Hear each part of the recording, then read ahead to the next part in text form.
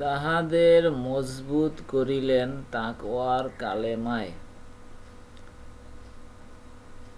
সূরা ফাতিহা 48-26।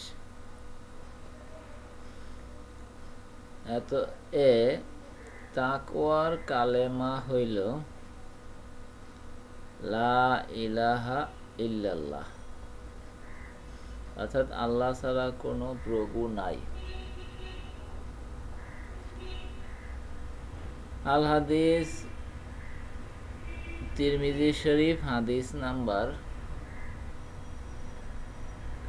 3265।